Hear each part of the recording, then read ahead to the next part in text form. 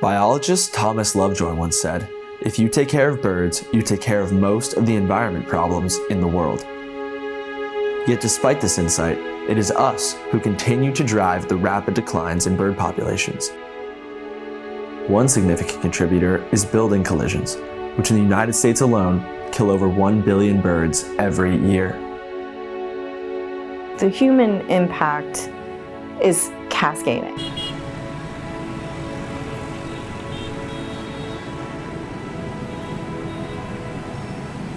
These circumstances where you have multitudes of instances that happen that somehow decimate a bird population. Migratory birds, when they start going, it's like they are on a computer program that tells them, like, I need to go from DC to Brazil, but they can't see what we can see necessarily. And so they're gonna slam into a glass window because they think they could go right through it.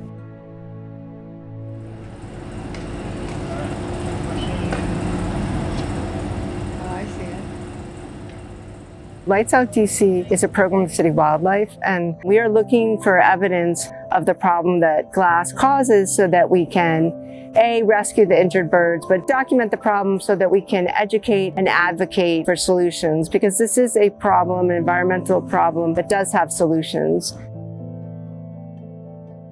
We can minimize outdoor lighting.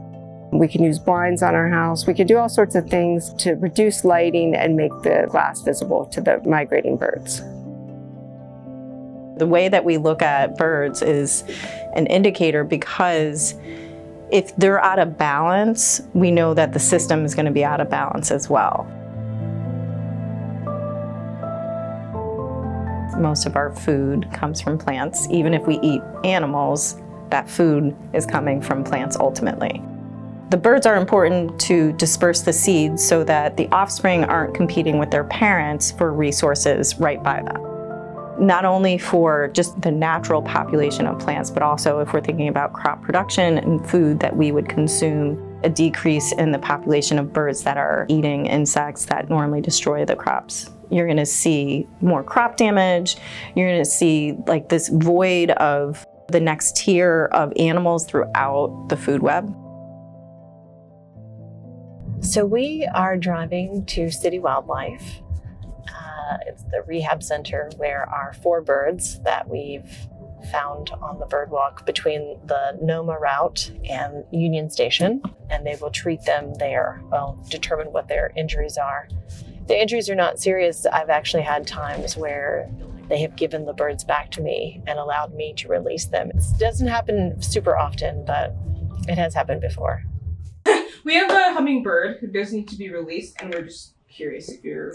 Yeah, I can do it. That. Yeah. In Rock Creek Park? Yeah. Sure. Yeah. Okay, awesome. He's been in here for about 48 hours.